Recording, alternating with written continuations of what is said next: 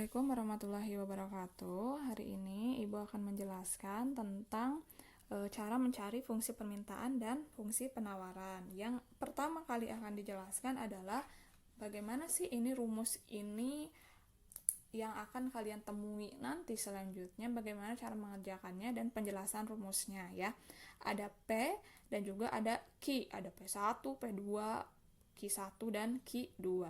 Nah, pertama kalian harus tahu dulu apa itu P dan apa itu Q ya. Pada prinsipnya P adalah price, oke, atau harga. Nah, lalu Q itu adalah quantity ya, atau jumlah. Jadi ketika di dalam soal ada kata harga, maka itu simbolnya adalah P ya. Ketika di soal ada kata jumlah ataupun biasanya tidak jumlah juga, bisa langsung ditulis nantinya ada permintaan berapa gitu ataupun penawaran berapa. Nah, itu juga termasuk ke jumlah penawaran berapa. Nah, ini juga termasuk Q.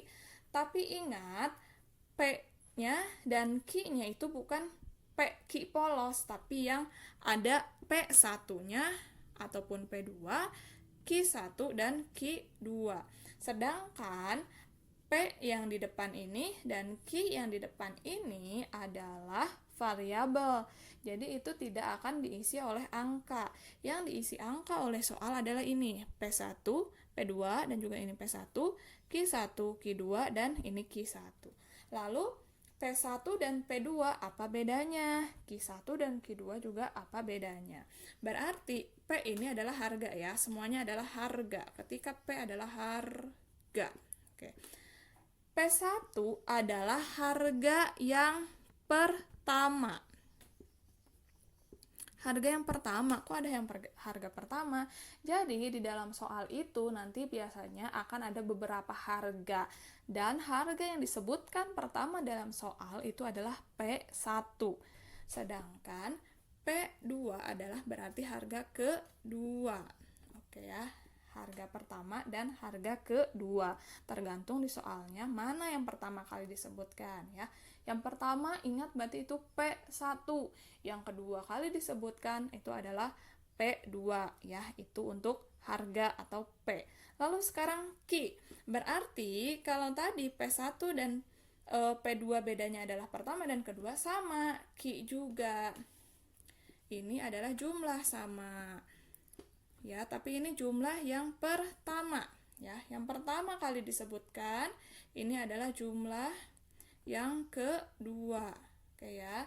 Ini ke-1, ini ke-2. Ingat ya, ke-1 dan ke-2 ya. Untuk lebih jelasnya kita langsung saja ke soalnya, oke? Nah, untuk soalnya Ibu mengambil contoh soal di LKS halaman 56. Ya, kalian bisa melihatnya di LKS kalian masing-masing. Ibu bacakan soalnya. Perhatikan contoh berikut. Jika harga barang Rp800 per unit, permintaan 100 unit. Jika harga barang Rp600 per unit, permintaan 200 unit. Tentukan fungsi permintaannya. Berarti ini mencari fungsi permintaan ya. Yang pertama kalian harus lakukan adalah identifikasi soal ini. Di soal ini diketahuinya apa saja sih? Berarti kita tulis di sini diketahui ya. Diketahui. Dari soal ini ada kata harga dan juga ada kata permintaan. Masih ingat tadi harga apa? Harga adalah P. Tapi ada P1 dan ada P2 ya. P1 berarti harga yang pertama kali ada dalam soal. Berarti di sini jika harga barang Rp800, berarti ini adalah P1, Rp800. Kemudian ada lagi nih, harga lagi. Ya, harganya yang kedua adalah Rp600. Oke. Kemudian setelah P berarti akan ada Q. Ya, ada Q1 dan Q2. Mana Q1-nya? Berarti Q1 adalah ini, permintaan. Walaupun tidak tertulis jumlah di sini, tapi terlihat dari unit-unit ini, berarti ini menunjukkan jumlah. Maka ini adalah 100 unit, dan ini juga 200 unit. Ya. Ini yang pertama disebutkan kan 100 ya, yang kedua disebutkan 200. Itu ya secara gampangnya. P1, Q1, P2 dan Q2. Selanjutnya kita tulis yang ditanyakannya ya. Ditanyakan. Apa yang ditanyakan? Yaitu fungsi permintaan. Fungsi permintaannya seperti apa ya? Dilanjutkan, soalnya kita geser. Kayak di sini saja. Diketahuinya sudah, ditanyakannya sudah, berarti kita bisa langsung menjawabnya. Oke, jawab. Pertama kali dalam menjawab soal ini adalah tulis rumusnya. Ya, ingat P min P1 dibagi P 2 min P1. Ya. Sama dengan Q min Q1 dibagi Q 2 dikurangi Q1 seperti ini ya. P min P1, P2 min P1 sama dengan Q min Q1 dibagi Q2 min Q1. Oke, setelah ini, lalu kalian masukkan nih angka-angka ini ke dalam rumus yang ini. Ya, berarti P dikurangi 800 ya, P1-nya dibagi 600, P2-nya dikurangi 800 sama dengan Q1-nya 100. Lalu Q2-nya 200, Q1-nya 100 ya. Dilanjut. Setelah ini kita kerjakan yang bagian bawah terlebih dahulu. Oke. Maka yang bagian atasnya kita langsung tulis saja ya, tidak ada perubahan. Yang berubah yang bawahnya ya. 600 dikurangi 800 sama dengan negatif 200. Kemudian ini sama dengan ya, sama dengan ini harus tetap ditulis. Kemudian yang Q-nya kita lanjutkan tulis, dan yang bawahnya 200 dikurangi 100 sama dengan 100. Oke. Setelah ini langkah yang ini nih ya, yang mungkin keliru, ini harus dikali silang. Ya, tidak susah tapi perlu konsentrasi. Ya, dikali silang. Bagaimana dikali silangnya? Yang ini dikalikan ke sini. Yang ini dikalikan ke sini. Oke, gitu ya. Berarti min 200 kita kalikan Q terlebih dahulu ya. 1 min 200 dikali Q min 200 Q. Kemudian min 200 dikali min 100 sama dengan, ingat, min positif, plus ya. 200 dikali 100, 20.000. Sama dengannya, ingat, tulis lagi. Kemudian P sekarang ya. P dikali 100, jadi 100 P. Lalu min 800 dikali 100, tetap min ya. Min 80.000. Oke, sampai sini. Semoga dapat dipahami ya, dikali silang. Ini dikali ke sini, 1 ingat dikalikannya, ini juga dikalikan ke sini.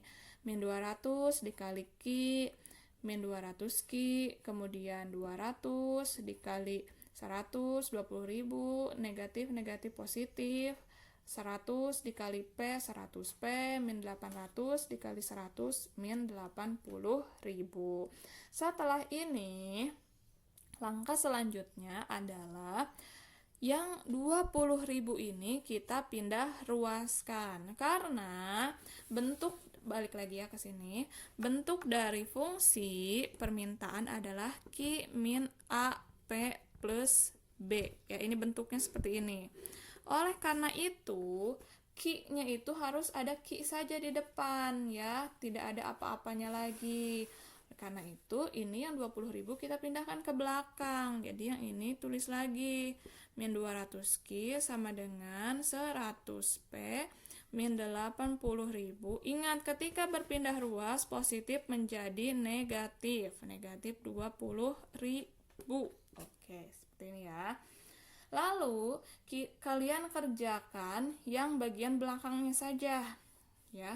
Karena yang bisa dikerjakan bagian belakangnya. Berarti yang ini tulis kembali. Ya, yang depannya tulis saja seperti yang atas. Sekarang kerjakan yang ini.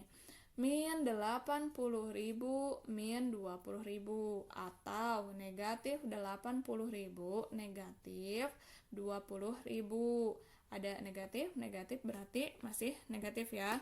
80 sama 20. Jadi ditambahkan. Jadi 100.000. Jadi ibaratkan seperti ini. Mungkin ketika SD kalian sering diibaratkan seperti ini. Hutang 80.000, kemudian masih hutang lagi 20.000. Jadi hutangnya 100.000. Nah, setelah ini ingat lagi nih ya, balik lagi ke sini. Bentuk dari fungsi permintaan Q saja yang di depannya, pengen ada Q saja. Sedangkan di sini ada nih min 200, kita hilangkan. Bagaimana cara menghilangkannya? Bukan hanya langsung dihapus saja, tapi harus kita bagi. Semuanya kita bagi dengan angka yang di depan Q. Yang di depan Q angkanya min 200. Jadi semuanya kita bagi min 200. Berarti min 200 Q dibagi min 200 sama dengan 1 Q. Tapi kita tulis Q saja. Oke. Ya, itu urutannya.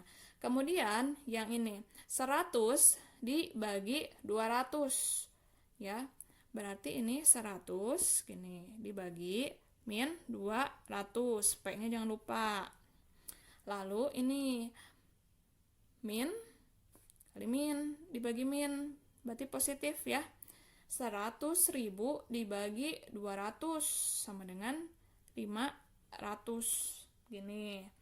Setelah ini kan kegedean nih, kita sederhanakan saja, kita perkecil ya. Jadi Q-nya sama dengan negatif 1/2 P tambah 500. Seperti ini untuk jawaban dari contoh soal yang pertama. Ingat ya tadi bentuknya Q sama dengan min A P plus B. Betul ya, ini min, ini juga min. Jadi jawabannya adalah seperti ini. Ini jawabannya. Itu untuk fungsi permintaan. Fungsi penawaran akan dijelaskan selanjutnya.